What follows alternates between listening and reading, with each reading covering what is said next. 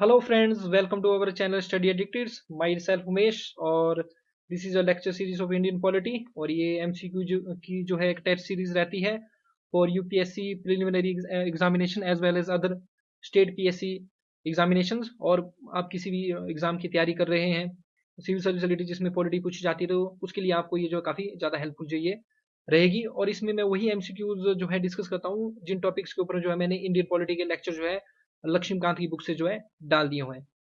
तो अगर आपने मेरे वो लेक्चर नहीं देखे हैं तो पहले आप उनको देख लीजिए। उसके बाद जब आप इन क्वेश्चनों को देखेंगे तो आपको ये क्वेश्चन बहुत ईजी लगेंगे और आप खुद ही इनको जो आप अटेम्प्ट करने में आप जो सक्षम होंगे। So let us begin. So far previous 5 videos में हमने 50 क्वेश्चन जो है पॉलिटी के जो है हमने देख लिए हैं। ये टेस्ट सीरीज इसलिए है ताकि जो है पॉलिटी के क्वेश्चन अगर 15 से 20 आते हैं तो आप जो है 95 से 100% क्वेश्चन जो है ठीक कर सकें और आपको एक आइडिया भी होना चाहिए कि किस तरह से आपने जो क्वेश्चन को अटेम्प्ट करना है। देखिए ये जो क्वेश्चन है ये काफी ईजी है, आप अपनी स्क्रीन को पॉज करके इसको अटेम्प्ट कर सकते हैं। Consider the following statements regarding the constitution day of India. देखिए कॉन्स्टिट्यूशन डे ऑफ इंडिया जो है हम जो है 26 नवंबर को जो हम जो है सेलिब्रेट करते हैं। फर्स्ट टाइम जो हमने जो है इस डे को जो है सेलिब्रेट करना शुरू किया था 2015 से। तो कॉन्स्टिट्यूशन डे ऑफ इंडिया जो 26 नवंबर को जो हर साल जो सेलिब्रेट किया जाता है, ये इसलिए सेलिब्रेट किया जाता है क्योंकि 26 नवंबर अगर आपने जो है लेक्चर सही ढंग से सुने होंगे तो 26 नवंबर 1949 की ये जो डेट थी, इस दिन हमने जो है कॉन्स्टिट्यूशन को जो अडॉप्ट किया हुआ था और some of the provision of the constitution जो है इसी दिन से जो लागू हो गए थे। लेकिन आपको ये पता होगा कि हमारे जो संविधान को जो है पूर्णतः जो है पूरी तरह से जो लागू किया गया था 26 जनवरी 1950।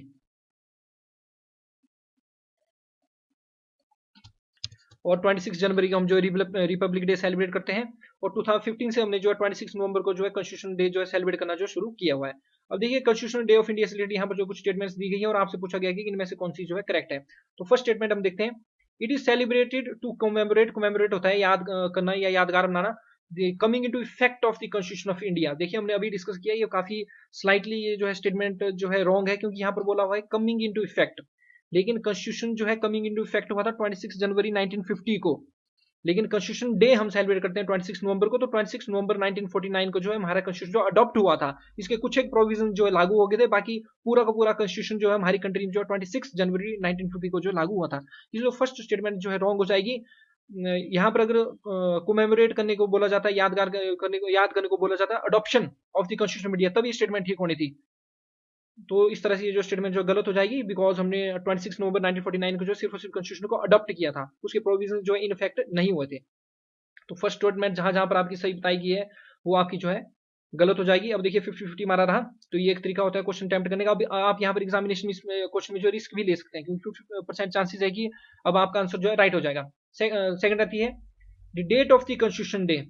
अब जो डेट जो रहती है, तारीख जो रहती है कॉन्स्टिट्यूशन डे की, वो जो मेंशन है in the preamble to the constitution of India. तो जो हमारी जो प्रस्तावना है उसमें बिल्कुल दिया गया है, उसमें लास्ट में दिया गया है कि जो 26 नवंबर 1949 है इस दिन को जो कॉन्स्टिट्यूशन को जो अडॉप्ट किया गया है।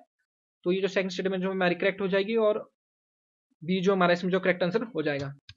ये यहाँ पर आप एक्सप्लेनेशन देख सकते हैं। कॉन्स्टिट्यूशन डे जो हम 26 नवंबर को जो सेलिब्रेट करते हैं to commemorate the adoption of the constitution of India.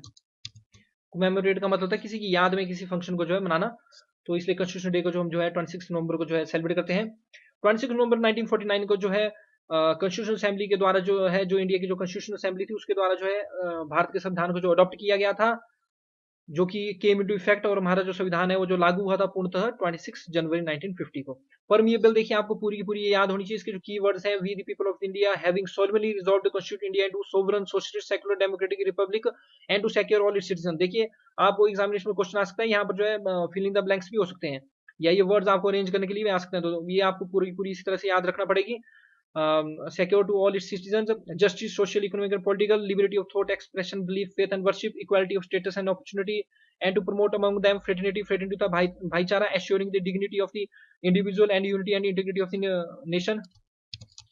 और यहाँ लास्ट में दी गई in our constitution assembly this 26 day of November 1949 do hereby adopt, enact and give to our self this constitution. देखिए preamble से हमें पता लगता है कि सोर्स ऑफ पावर कौन सी रहती है, सोर्स ऑफ अथॉरिटी कौन सी रहती है कॉन्स्टिट्यूशन की, तो ये जो पीपल रहती है, क्योंकि देखिए इसमें बोला गया है सोर्स के बारे में we the people of India. तो ये सोर्स ऑफ अथॉरिटी के बारे में, हमारे कॉन्स्टिट्यूशन के बारे में बताता है। और आप ध्यान रखें सोशलिस्ट, सेकुलर और ये जो इंटीग्रिटी ये जो वर्ड है ये जो है 42nd कॉन्स्टिट्यूशन अमेंडमेंट 1976 के द्वारा जो है इंक्लूड किए गए थे। और by the Kesavananda Bharati case में जो है सुप्रीम कोर्ट ने जो वर्डिक्ट दी थी 1973 में कि ये जो परमिएबल है it is a part of constitution, और इसी वर्डिक्ट को जो है अपहोल्ड किया था, सही ठहरा था सुप्रीम कोर्ट ने इन दी LIC ऑफ इंडिया केस उसके बाद। तो ये दो केस आप इसे रिलेटेड याद रख सकते हैं। देखिए नेक्स्ट क्वेश्चन आप अपनी स्क्रीन के सामने देख सकते हैं, थोड़ा सा करंट में चला हुआ, तो करंट में कुछ एक चीज जो पॉलिटी की चढ़ती है उनको मैं आपके साथ जो है डिस्कस करने की कोशिश करूंगा ताकि एग्जामिनेशन में आपको वो भी हेल्प कर सके। देखिए गवर्नमेंट ऑफ इंडिया ने जो है रिसेंटली अभी हाल ही में जो बैंड किए हुए हैं सेवरल मोबाइल एप्लीकेशन। देखिए लगातार हमारी गवर्नमेंट ऑफ इंडिया जो है मोबाइल एप्लीकेशन जो कि खासकर चाइना बेस्ड रहती है उनको जो है लगातार जो है बैन कर रही है। काइटिंग इसमें रीजन दिया जा रहा है कि नेशनल सिक्योरिटी के लिए जो हमारा खतरा है। तो इसमें किस एक्ट के जो है किस कानून के जो है लीगल प्रोविजंस का जो है यूज किया गया है, तो ये आपने ध्यान रखना। ये जो हमारा इंफॉर्मेशन एंड टेक्नोलॉजी एक्ट है 2000 का, इसमें सेक्शन 69A जो रहती है इसके लीगल प्रोविजन का यूज करके जो इन एप्स को जो बैन भारत सरकार जो हमारी कर रही है। ये आप एक्सप्लेनेशन अपनी स्क्रीन को पॉज करके एक बार पढ़ भी सकते हैं। तो जो सेक्शन 69A जो रहती है इंफॉर्मेशन टेक्नोलॉजी एक्ट की 2000 की, इसके तहत जो है ब्लॉक किया गया है 23 मोबाइल एप्स को रिसेंटली। तो अगर आप न्यूज के साथ टच रहते हैं तो आपको ये चीज पता होगी। और ये जो किया गया है बिकॉज इसमें ये रीजन गाइड किए गए हैं कि ये जो है हमारी कंट्री की सोवरेनिटी, इंटीग्रिटी और डिफेंस के लिए और सिक्योरिटी ऑफ द नेशन के लिए जो है खतरा है, इसलिए इनको बैन किया गया है। और ऑर्डर जो रहता है ब्लॉकिंग का, वो जो रिपोर्ट रही Indian cyber crime coordination centre की, मिनिस्ट्री ऑफ होम अफेयर्स की एक्सपर्ट कमेटी की, उसके बाद जो है इसको जो है एक्शन जो है इसके ऊपर लिया गया। अगर आपको याद होगी 29 जून 2020 को जो है गवर्नमेंट ऑफ इंडिया ने जो ब्लॉक किए थे 59 मोबाइल एप्स। इसके बाद पहले 22 सितंबर 2020 को जो है 118 मोर एप्स को जो बैन किया गया था under section 69A of the IT act. देखिए थोड़ी सी एडिशनल इन्फॉर्मेशन मैंने आपको डाली हुई है इसमें। एक section 68A of the IT act जो है 2015 से पहले जो रहती थी, जिसमें पनिशमेंट का प्रोविजन था।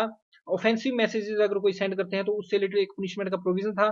लेकिन सुप्रीम कोर्ट ने 24 मार्च 2015 को जो है under the Shreya single versus union of India case 2015 में जो है आपके section 68A of the IT act को जो है आपके बैन कर दिया। और ये जो आईटी एक्ट है 2000 का, ये जो है एक लीगल रिकॉग्निशन जो है एक मान्यता देता है। ये जो हमारे जो इलेक्ट्रॉनिक जो सिग्नेचर होते हैं और जो इलेक्ट्रॉनिक जो हमारे जो डॉक्यूमेंट्स होते हैं उनको जो है ये लीगल रिकॉग्निशन जो है देता है। नेक्स्ट क्वेश्चन अगेन थोड़ा सा करंट अफेयर्स बेस्ड क्वेश्चन है, क्योंकि राइट टू रिलीजियस कन्वर्जन जो है काफी ज्यादा जो है न्यूज में, और बहुत सारी स्टेट्स जो है जो रिलीजियस कन्वर्जन है उसके ऊपर जो है लॉ बना रही है। तो इसमें देखिए क्वेश्चन पूछा गया है कि इनमें से नीचे दिए कौन सा फंडामेंटल राइट्स जो है ग्रांटेड होता है हमारे संविधान के द्वारा।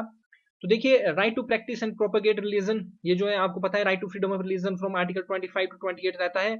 और राइट टू फ्रीडम एंड इस प्रोपेगेशन ये जो एक फंडामेंटल राइट है। तो ये स्टेटमेंट फर्स्ट स्टेटमेंट जो ठीक हो जाएगी, तो जहां जहां फर्स्ट नहीं है उसको आप काट सकते हैं, क्योंकि इसमें पूछा गया कि करेक्ट आंसर हमने बताना है कौन सी स्टेटमेंट सही है। लेकिन आपने एक जरा सी फैक्चुअल इन्फॉर्मेशन याद रखनी है, जो right to convert religion of people. तो देखिए right to convert religion of people किसी भी प्रकार का फंडामेंटल राइट हमारे कॉन्स्टिट्यूशन में नहीं है। तो सेकंड स्टेटमेंट ऑटोमेटिकली जो गलत हो जाएगी यहाँ पर। अब देखिए हमारे पास जो ए और बी में से एक ऑप्शन होगा 50-50 में आ गया है। Right to establish and maintain institution for religious and charitable purposes, ये भी अगेन एक फंडामेंटल राइट है हमारे कॉन्स्टिट्यूशन में।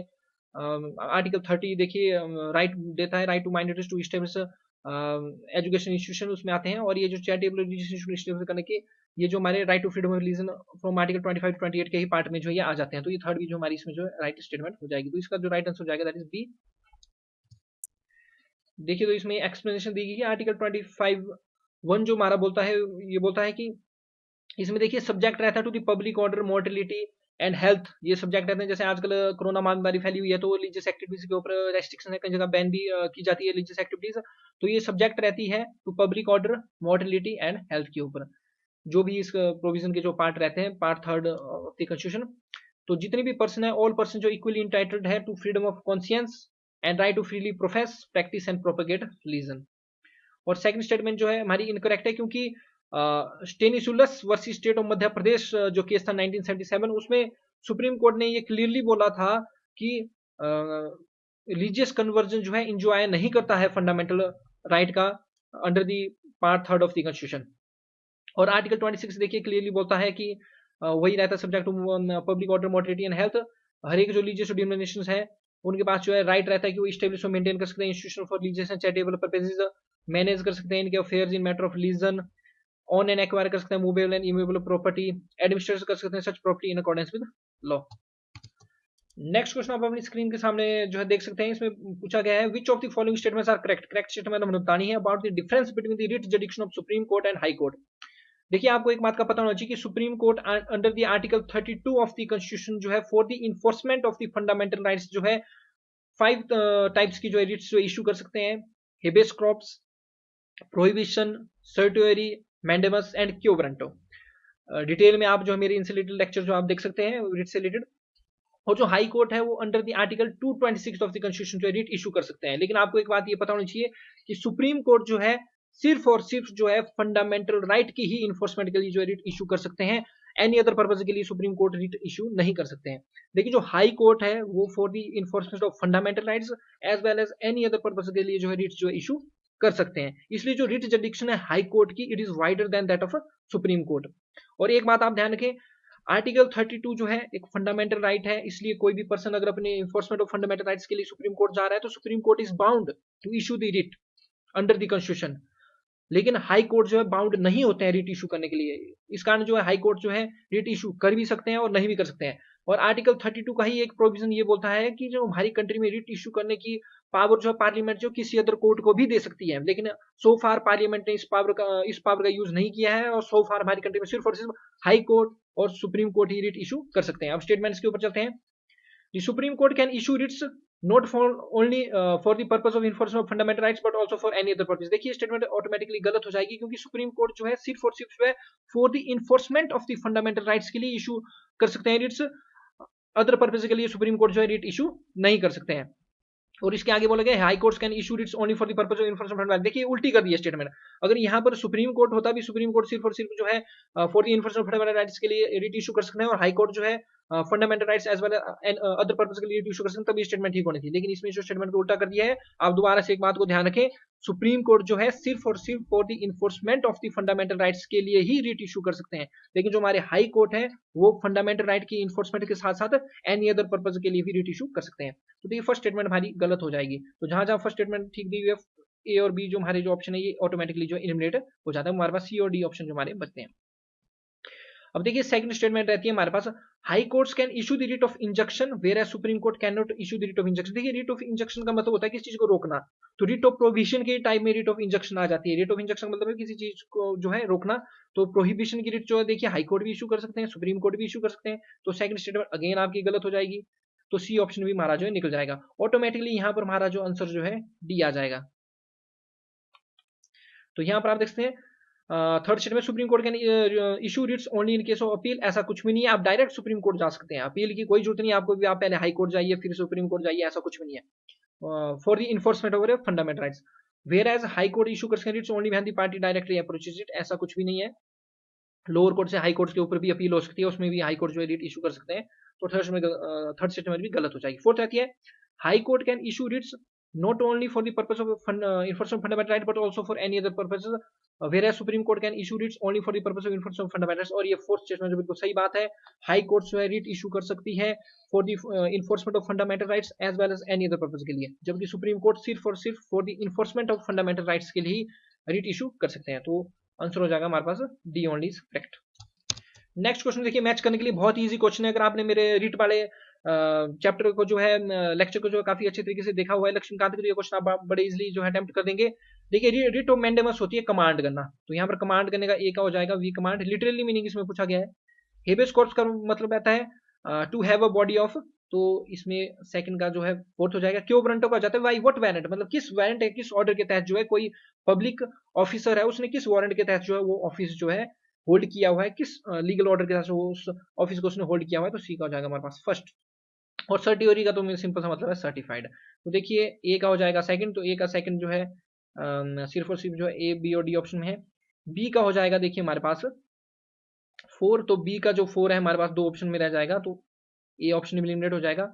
अब सी क्यों ब्रांटो का सी के साथ आ जाएगा फर्स्ट। तो सी के साथ फर्स्ट जो है सिर्फ और सिर्फ डी ऑप्शन में है और डी के साथ हमारे पास आ जाएगा थर्ड। तो डी ऑप्शन हमारा इसमें जो करेक्ट हो जाएगा। नेक्स्ट क्वेश्चन आप अपनी स्क्रीन के सामने वही देख सकते हैं। मैच द फॉलोइंग है लिस्ट फर्स्ट है प्रोविजंस और लिस्ट सेकंड है कंटेनेंट। देखिए रिट जरिडिक्शन ऑफ सुप्रीम कोर्ट मैंने बहुत बार डिस्कस किया आपका अंडर द आर्टिकल 32। तो ए के साथ हमारे पास हो जाएगा 4। अब देखिए ए के साथ 4 जहां पर होगा वो ऑप्शन रखिए, बाकी एलिमिनेट कर दीजिए। फिर दूसरा आता है रिट जरिडिक्शन ऑफ हाई कोर्ट। तो रिट जरिडिक्शन ऑफ हाई कोर्ट आपकी under the article 226 of the constitution अभी डिस्कस किया। तो सी के साथ सेकंड जहां पर उसको रखिए, बाकी को एलिमिनेट कर दीजिए। ऑटोमेटिकली आपका जो है यहाँ पर जो आंसर जो है सी आ जाएगा। आपको पूरे के पूरे क्वेश्चन को अटेम्प्ट करने की जरूरत भी नहीं पड़ी। दूसरा है स्यूट अगेंस्ट गवर्नमेंट, तो स्यूट अगेंस्ट गवर्नमेंट इससे related provision under the article 300 of the constitution में दिए गए हैं। और source of the power of judicial review जो आर्टिकल 13 में जो है दिए गए हैं। आर्टिकल 13 सिंपल लैंग्वेज में बोल दे तो ये बोलता है कि ऐसे कोई भी लॉ या एक्ट जो पार्लियामेंट स्टेट लेजिस्लेचर के द्वारा बनाए जाएंगे जो कि फंडामेंटल राइट्स के प्रोविजंस के अगेंस्ट होंगे, तो ऐसे एक्ट्स या लॉज जो हैं शैल बी नल और वाइड, तो ऐसे जो है वो नल एंड वाइड होंगे। यहाँ से जुडिशियल रिव्यू की जो हमारा सोर्स ऑफ पावर जो रहता है ये जो निकलता है। जुडिशियल रिव्यू का मतलब होता है कि देखिए जो हमारे गवर्नमेंट के जो 3 ऑर्गन है, एक लेजिस्लेटिव है जो कानून बनाने वाला ऑर्गन है, एक एग्जीक्यूटिव है जो उनको इंप्लीमेंट करता है और एक मतलब काम करने वाला ऑर्गन होता है, और एक होता है हमारी जुडिशरी जो कि चेक करती है, न्याय दिलाने का काम करती है। कहीं पर भी कोई गलत चीज होती है तो उससे रिलेटेड वो जो है वर्डिक्ट देते हैं, उसमें न्याय पालिका जिसको बोलते हैं न्याय दिलाने का काम करते हैं।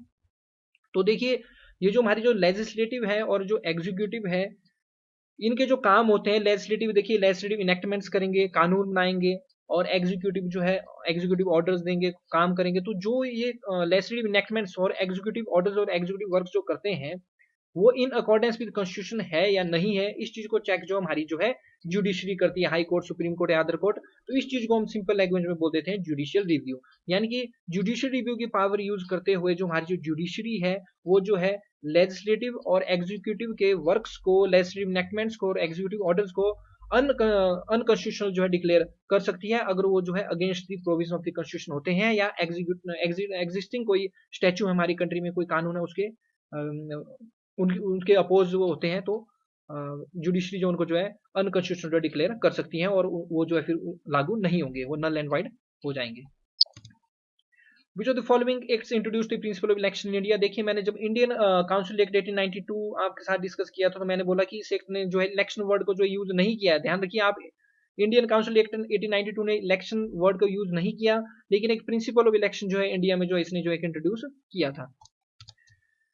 अब देखिए नेक्स्ट क्वेश्चन है हमारे पास, जो स्टैच्यूरी रिकॉग्निशन मतलब कानून के हिसाब से, मतलब स्टैच्यूरी एक मतलब वैधानिक जो रिकॉग्निशन जो प्रोवाइड की गई थी पोर्टफोलियो सिस्टम को, ये अकॉर्डिट की गई थी किस एक्ट के द्वारा, इसमें भी चलेंगे। देखिए पोर्टफोलियो सिस्टम का क्या मतलब होता है। देखिए पोर्टफोलियो सिस्टम का मतलब होता है जैसे मान लीजिए हमारे डिफेंस मिनिस्टर हैं तो वो डिफेंस डिपार्टमेंट को संभालेंगे, दैट इज अ पोर्टफोलियो।